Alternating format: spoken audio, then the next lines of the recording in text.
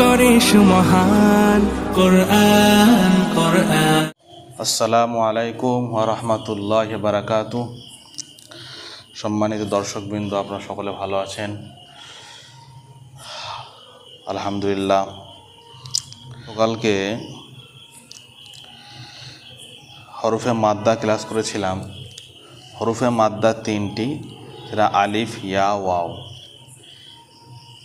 আমরা পূর্বে পড়েছি আমরা হরফে মাদ্দাকে সবসময় এক আলিফ পরিমাণ টান দিয়ে পড়তে হবে, এবং এক আলিফ পরিমাণ কতটা সেটাও গতকালকে বলেছিলাম যে আলিফ মাদ্দার পরিমাণ কতটা। তো আজকে তাতে ইয়া মাদ্দা পড়া হবে। কালকে যখন আলিফ মাদ্দা পড়েছিলাম, আগে হরফে মাদ্দা কটা লিখি, আলিফ, ইয়া, ওয়াও, এই তিনটে যে হরফে মাদ্দা। কালকে আলিফ মাদ্দারা পড়া হয়েছে, আজকে এটা হবে, আর ইনশাল্লাহ কালকে এটা হবে। তো আলিফ মাদ্দা পড়ার নিয়ম কি, যে হরফে মাদ্দাকে সর্বদা এক আলিফ পরিমাণ টান দিয়ে পড়তে হয়। যেমন জাদা পড়েছিলাম কালকে, জাদা, জা আলিফ জাবা, জা দাল জাদা, জাদা। এখানে আলিফ মাদ্দা কোনটা? এখানে জাটা আলিফ মাদ্দা। আলিফের ডান দিয়ে জবর, যার উপরে জবরটা থাকবে সেটাই হচ্ছে আলিফ মাদ্দা। তো এখানে একটাই নিয়ম আছে, সেটা নাকি আলিফ মাদ্দা এখানে কোনটা? জাটা আলিফ মাদ্দা, জাটা টানতে হবে। আজকে যেটা পড়াবো ইয়া মাদ্দা। ইয়া মাদ্দাকে ঠিক ওই আলিফ মাদ্দার মতোই এক আলিফ টান দিয়ে পড়তে হয়।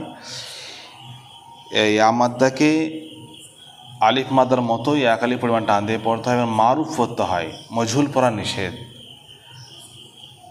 যেমন হামজা ইয়াজের ই, এটা দীর্ঘয় দিয়ে, হামজা ইয়াজের ই, এটা হচ্ছে দীর্ঘয়। ইয়া সাকিন ডান দিকে জের থাকলে তাকে ইয়া মাদ্দা বলে। ইয়া সাকিন ডান দিকে জের তাকে ইয়া মাদ্দা। ইয়া মাদ্দাকে ঠিক আলিফ মাদ্দা যেরকম টানছিলাম এক আলিফ পরিমাণ, যে পরিমাণটা বলে যাচ্ছি সেই পরিমাণে আপনাকে টানতে হবে।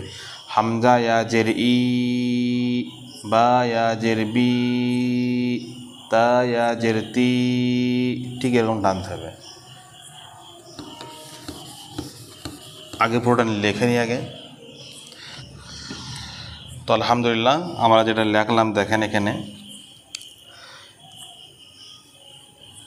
হামজা ইয়াজের ই, বা ইয়াজের বি, তা ইয়াজের তি, সা ইয়াজের সি, জিম ইয়াজের জি, হা ইয়াজের হি, খ ইয়াজের খি, দাল ইয়াজের দি, জাল ইয়াজের জি, র ইয়াজের রি, জা ইয়াজের জি, সিন ইয়াজের সি, শিন ইয়াজের শি, صاد ইয়াজের সি, ضاد ইয়াজের জি, ত ইয়াজের তি,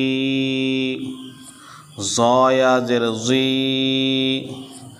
আইন ইয়াজের ই, গাইন ইয়াজের গি, ফা ইয়াজের ফি, কফ ইয়াজের কি, কাফ ইয়াজের কি, লাম ইয়াজের লি, মিম ইয়াজের মি, নুন ইয়াজের নি, ওয়াও ইয়াজের ভি। আগে একদিন বলেছিলাম ওয়াও জের ভি হয়, ঠিক ওয়াও ইয়াজের ভি, হা ইয়াজের হি, হামজা ইয়াজের ই, ইয়া ইয়াজের ই।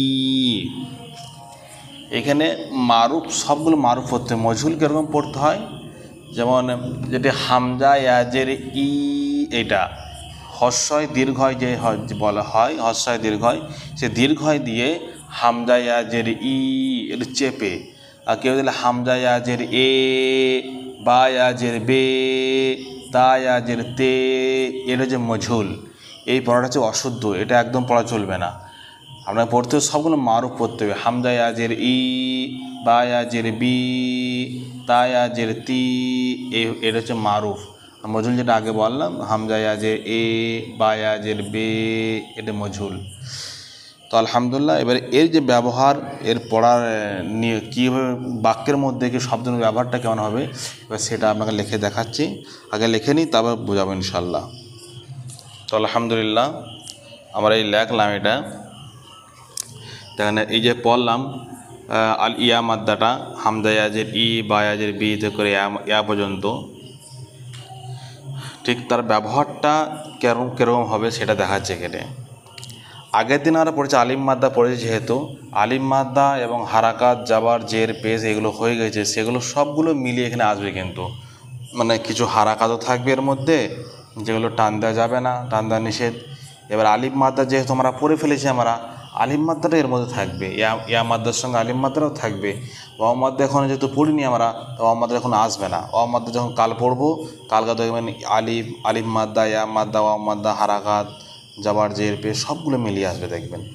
আজকে শুধু আসবে কি জাবার, হারাকাত আসবে, এবং আলিম মাদ্দা যেহেতু কাল পড়েছে, কালকে আলিম মাদ্দা আসবে, এবং ইয়া মাদ্দাটা থাকছেই প্রত্যেকটা। দেখেন প্রথমটা দেখেন দিনি, এটা দুটোই কিন্তু ইয়া মাদ্দা। ইয়া সাকিন ডান দিকে, ইয়া মাদ্দা কাকে বলে? ইয়া সাকিন ডান দিকে জের, তাকে ইয়া মাদ্দা বলে। ইয়া মাদ্দাকে সর্বদা এক আলিফ পরিমাণ ডান দিয়ে পড়তে হয় এবং মারুফ পড়তে হয়। দাল ইয়াজের দি, নুন ইয়াজের নি, দিনি, দুটো ইয়া মাদ্দা, নুনটাও ইয়া মাদ্দা। ইয়া সাকিন ডান দিকে যে, ডান দিকে যেটা কার ওপর আছে? নুনের ওপর আছে, তার নুনটা যে ইয়া মাদ্দা। ইয়া সাকিন ডান দিকে জেরটা কার ওপর আছে? দালের ওপর আছে, দালটা ইয়া মাদ্দা। দুটোই হচ্ছে ইয়া মাদ্দা। দিনি, দুটোই সম পরিমাণ আমাকে টানতে হবে। তারপর দেখেন ফিহি, এইখানে একটা ইয়া মাদ্দা, একটা হারাকাত। ফাটা হচ্ছে ইয়া মাদ্দা, কারণ ইয়া সাকিন ডান দিকে যে, ফাটা ইয়া মাদ্দা, শুধু ফা টান হবে।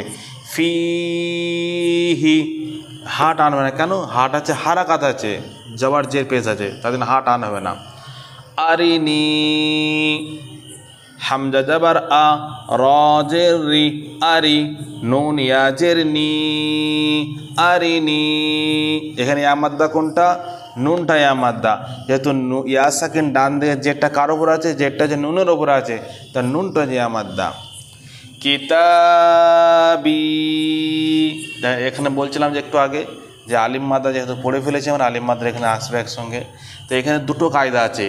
এই প্রথম যে লাইনটা পড়লাম, এই লাইনে কিন্তু আলিম মাদ্দা নেই, সব তিনটেতে কিন্তু ইয়া মাদ্দা আছে।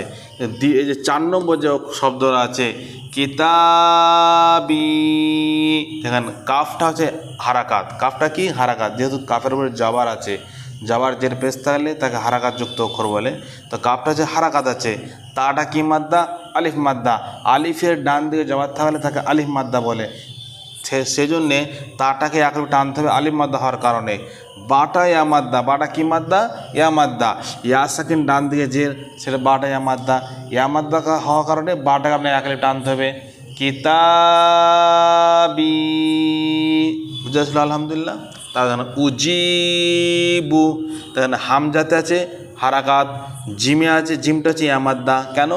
ইয়া সাকিন ডান দিকে জের, জেরটা কার ওপর আছে? জিমের ওপর আছে। তো ইয়া সাকিনের ডান দিকে যে অক্ষরটাই থাকবে সেটা হচ্ছে ইয়া মাদ্দা। উজিবু, হামজা পেশ উ, জিম ইয়াজের জি, উজি, বা পেশ বু, উজিবু। ইউয়ারি, এখানে আবার দুটো মাদ্দা চলে এসছে, দুটো নিয়ম চলে এসছে। একটা আলিফ মাদ্দা, একটা ইয়া মাদ্দা, আবার একটা হারাকাত। ইয়াটা কি? ইয়ার উপরে কি আছে? হারাকাত আছে। ইয়া পেশ ইউ, ওয়াও আলিফ জাবার ওয়া, ইউয়া, ওয়াওটা আলিফ মাদ্দা। র ইয়াজের রি, রটা ইয়া মাদ্দা, কারণ ইয়া সেকেন্ড ডান দিকে জের, আলিফের ডান দিকে জবার, এটা জবার হবে এখানটায়। ইউয়ারি, মাফাতিহু, তার মিমটা হচ্ছে হারাকাত, ফাটা আলিফ মাদ্দা, তাটা কি মাদ্দা? ইয়া মাদ্দা। তাহলে ফা আলিফ মাদ্দা হওয়ার টান হবে এক আলিফ, তাটা ইয়া মাদ্দা হওয়ার কারণে এক আলিফ টান হবে। আর হায়ের উপরে আবার হারাকাত আছে, হা টান হবে না। মাফাতিহু মিম জাবার মা, ফা আলিফ জাবার ফা, মাফা তা ইয়া জের তি, হা পেশ হু, মাফাতিহু। তারপরে দেখেন রাজিকিনা, দেখেন ঠিক আগের মতনই এরও দুটো যেমন নিয়ম ছিল এখানেও দুটো নিয়ম আছে। রটা একটা আলিফ মাদ্দা, আবার কফটা ইয়া মাদ্দা। র আলিফ জাবার র, আলিফ মাদ্দা। জাজের জি হারাকাত, রাজি। কফ ইয়াজের কি, ইয়া মাদ্দা, রাজিকি।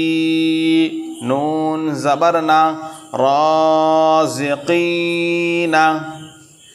ইবাদি, এখানেও সে আগের মতো দুটো নিয়ম আছে।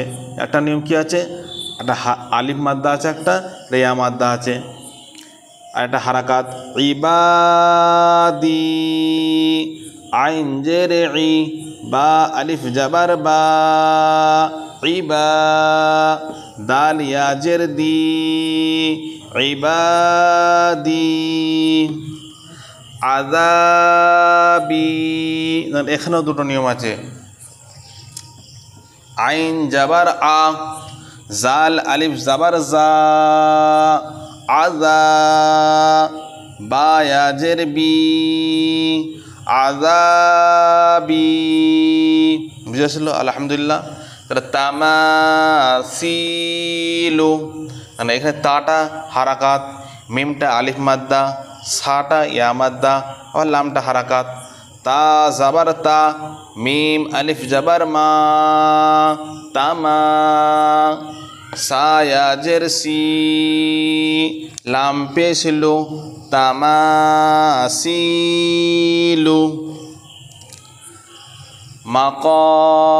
মাকাদিরু, মিম জাবার মা, কফ আলিফ জাবার ক, মা ক। দাল ইয়া জের দি, র পেশ রু, মাকাদিরু। আখিহি, একটাই মাদ্দা কি ইয়া মাদ্দা, খটা ইয়া মাদ্দা। হামজা জাবার আ, খ ইয়া জের খি, আখি। হাজের হি, আখিহি। বানিহি, বা জাবার বা, নুন ইয়াজের নি, বানি। হাজের হি, বানিহি। তো আলহামদুলিল্লাহ, এত বুঝতে পারলাম আমরা কোনটা কীরকম কী পড়া হচ্ছে। একবার রিডিং পড়ে দিই, একবার রিডিংটা পড়া হলো না। দিনি ফিহি আরিনি কিতাবি উজিবু ইউয়ারি মাফাতিহু রাজিকিনা ইবাদি আযাবি তামাসিলু মাকাদিরু আখিহি বানিহি। তো আলহামদুলিল্লাহ, আজকে সবক আমাদের এতটাই থাকবে। ইনশাআল্লাহ আবার পরবর্তী সবক আমরা আপনারা সকলে দেখতে পাবেন এবং পড়বেন ইনশাআল্লাহ। এবং এই ভিডিওটা হয়তো অনেকে দেখতে পারছেন না, সেটা আমি বলবো যে আপনাদের যারা যে সকল বন্ধুরা আছে হয় ব্যস্ততার কারণে মসজিদের সময় দিতে পারেনি আমার কাছে, সেক্ষেত্রে তারা যেন যদি এই ক্লাসটা করে ইনশাআল্লাহ খুব সুন্দরভাবে দ্রুতভাবে শিখবে কোরআন শরীফ। আমরা চাই সকলে কোরআন সুন্দরভাবে পড়তে পারো। ও আখির দাওয়ানা আলহামদুলিল্লাহি রাব্বিল আলামিন। সকলে আমার জন্য দোয়া করবেন, আমিও আপনাদের দোয়া করব।